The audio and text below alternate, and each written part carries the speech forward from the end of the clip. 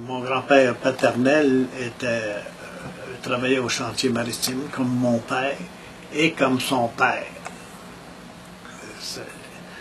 Ils sont partis, disons, des navires en bois, ensuite sur les navires avec des rivets, puis ensuite les navires soudés en métal.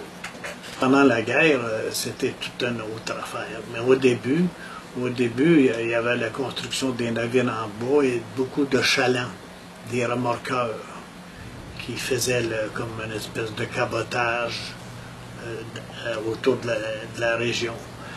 Sorel pouvait accueillir les navires océaniques.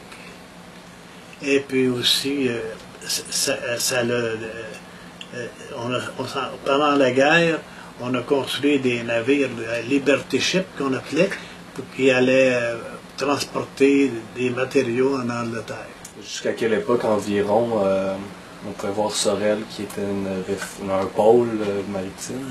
Mais ça l'a arrêté dans les années 60, parce qu'à ce moment-là, le chantier maritime, Marine Industrie, la principale, a été acheté par la Société Générale de Financement.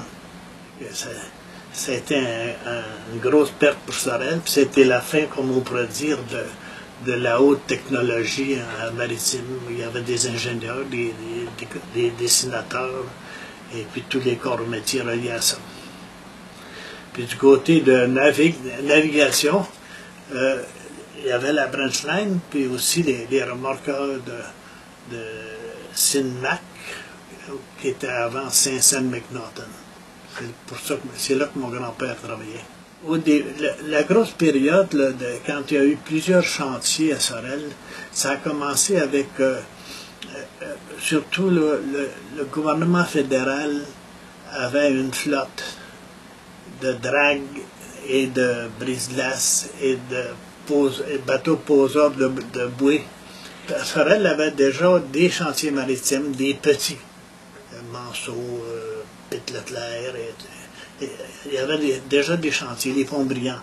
Un grand nombre d'employés, de marins, de capitaines et d'ingénieurs. On parle de combien, plus ou moins? J'imagine les chiffres exacts. Disons qu'en 1864, là, je dirais qu'il devait en avoir au moins 40 à 50. Plus les employés qui travaillaient dans les réparations qui se faisaient en hiver.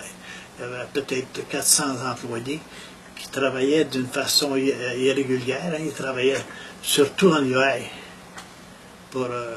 Ils montaient les bateaux sur le chantier. Mais là, je trouve du coq à l'âne, mais Marine Industrie, pendant la guerre, là, elle mettait en chantier 6 cargos. Puis en sortait pratiquement un par semaine. Puis il déplaçait de côté, puis il mettait sur un chariot qui les amenait à l'eau. Puis ça, c'était dans le Richelieu. L'archipel des îles de Sorel et tout, il y a aussi tout un autre aspect de pêche ou de villégiature qui se faisait proche des îles, qui se fait toujours, j'imagine. Oui, ça se fait toujours. Ça. De quelle manière est-ce que vous avez tiré profit, la ville de Sorel, de ces cours d'eau-là, autrement que par le commerce puis la marine marchande?